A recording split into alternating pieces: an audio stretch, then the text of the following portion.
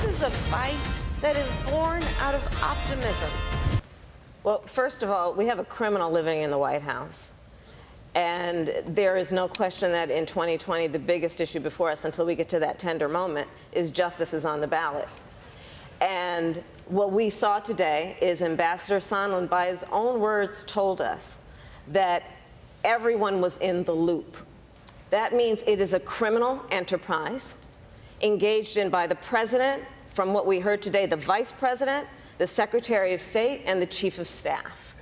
And so this not only points to the corrupt nature of this administration and the need for these impeachment proceedings to go forward, but it also points to another issue. And back to the question that you asked earlier, which is, what does this mean for the American people? Because what it means when I watch this is that there are clearly two different set of rules for two different groups of people in America. The powerful people who with their arrogance think they can get away with this, and then everybody else. Because here's the thing. For those working people who are working 2 and 3 jobs, if they don't pay that credit card by the end of the month, they get a penalty. For the people who don't pay their rent, they get evicted. For the people who shoplift, they go to jail.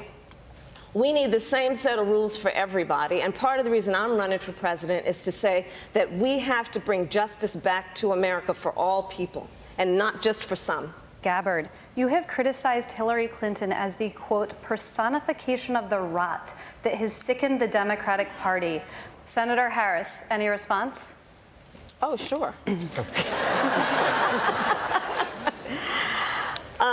I think that it's unfortunate that we have someone on this stage who is attempting to be the Democratic nominee for President of the United States, who during the Obama administration spent 4 years full-time on Fox News criticizing President Obama. That's who ridiculous, has spent full-time, That's who ridiculous. has spent full-time criticizing people on this stage as affiliated with the Democratic Party. When Donald Trump was elected, not even sworn in, buddied up to Steve Bannon to get a meeting with Donald Trump in the Trump Tower, fails to call a war criminal by what he is as a war criminal, and then spends full time during the course of this campaign, again, criticizing the Democratic Party. What we need on the stage in November is someone who has the ability to win. And by that, we need someone on that stage who has the ability to go toe-to-toe with Donald Trump, and someone who has the ability to rebuild the Obama coalition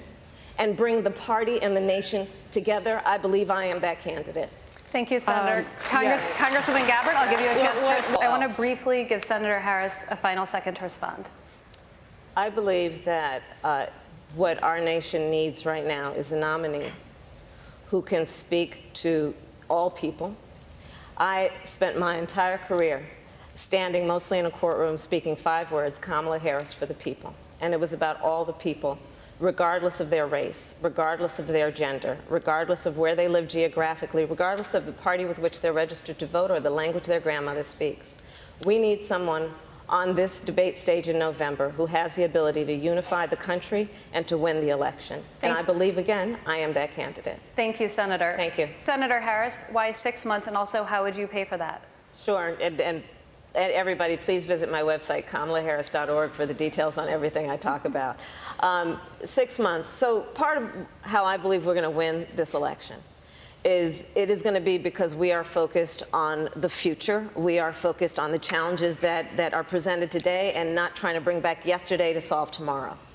So on paid family leave, it is no longer the case in America that people are having children in their 20s.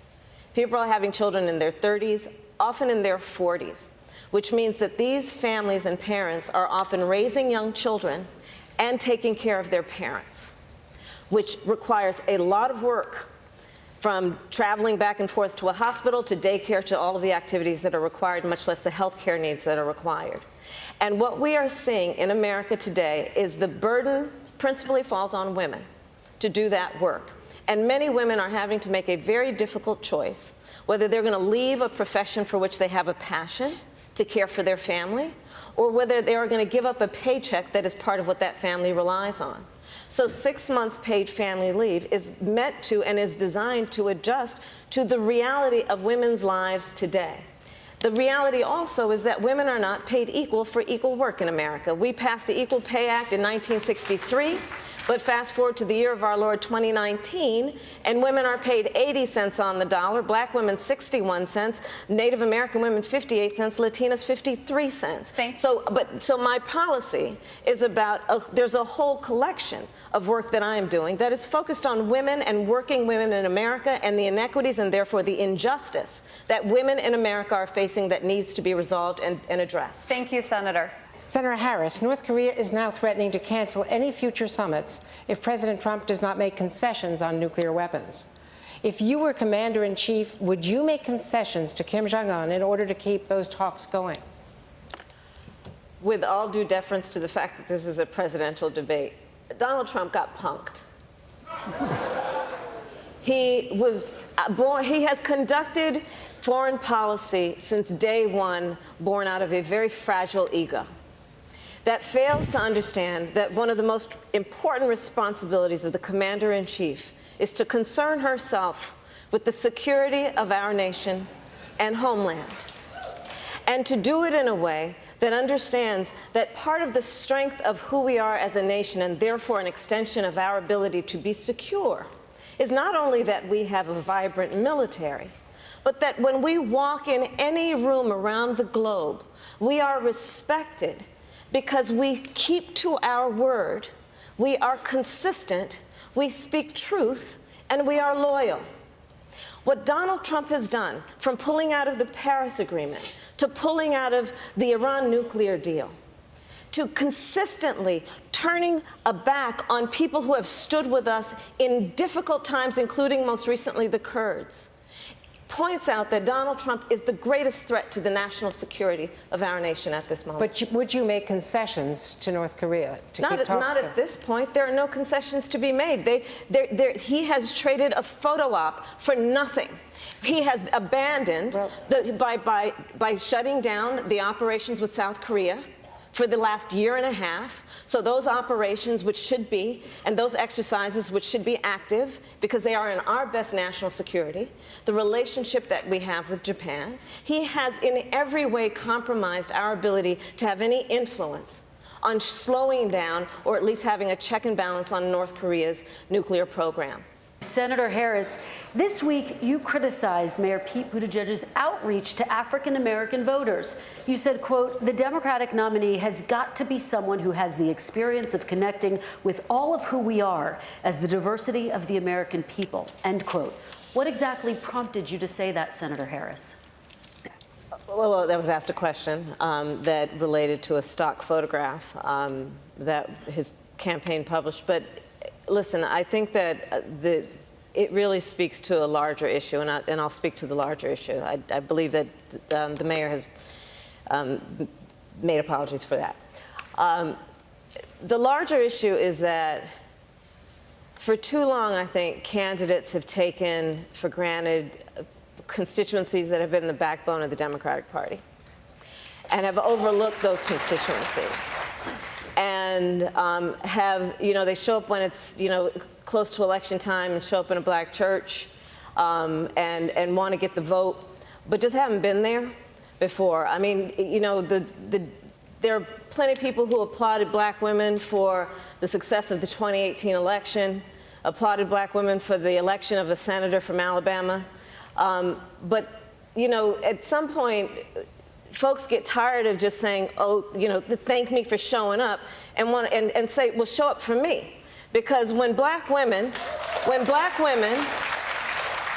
are 3 to 4 times more likely to die in connection with childbirth in America, when the sons of black women will die because of gun violence more than any other cause of death, when black women make 61 cents on the dollar as compared to all women who tragically make 80 cents on the dollar, the question has to be, where you been, and what are you going to do? And do you understand who the people are? And I'm running for president because I believe that we have to have leadership in this country who has worked with and have the experience of working with all folks. And we've got to recreate the Obama coalition to win. And that means about women, that's people of color, that's our LGBTQ community, that's working people, that's our labor unions. But that is how we are going to win this election, and I intend to win. Senator Harris, thank you. Mayor Buttigieg, your response to that? My response is I completely agree. Look, there's a lot at stake in this election. And I've said it many times, I think justice is on the ballot in 2020. And it's about economic justice, it's about justice for children, it's about justice for our teachers. I could go on down the list. And so the issue really is not what is the fight. The issue has to be how we gonna win. And to win, we have to build a coalition and rebuild the Obama coalition. I keep referring to that because that's the last time we won. And the way that that election looked and what that coalition looked like was it was about having a leader who had worked in many communities, knows those communities, and has the ability to bring people together. And everyone is going to have to be judged on their experience and therefore ability to bring folks together around our commonalities, of which I believe there are many. I wanted to return back to this issue of black voters. I have a lifetime of experience with black voters. I've been one since I was 18. Nobody on this stage should need a focus group to hear from African-American voters. Black voters are pissed off and they're worried. They're pissed off because the only time our issues seem to be really paid attention to by politicians is when people are looking for their vote. And they're worried because the Democratic Party, we don't want to see people miss this opportunity and lose because we are nominating someone that isn't trusted, doesn't have authentic connection. And so that's what's on the ballot, and issues do matter. I have a lot of respect for the vice president. He has sworn me into my office as a hero. This week I hear him literally say that I don't think we should legalize marijuana. I thought you might have been high when you said it. The only African-American woman that ever been elected to the United States Senate. A whole range of people. No, my point is, that's not true. The other one is here. I said the first. I said the first African-American elected. The first African-American. So my point is that one of the reasons I was picked to be vice president was because... So we're in a fight.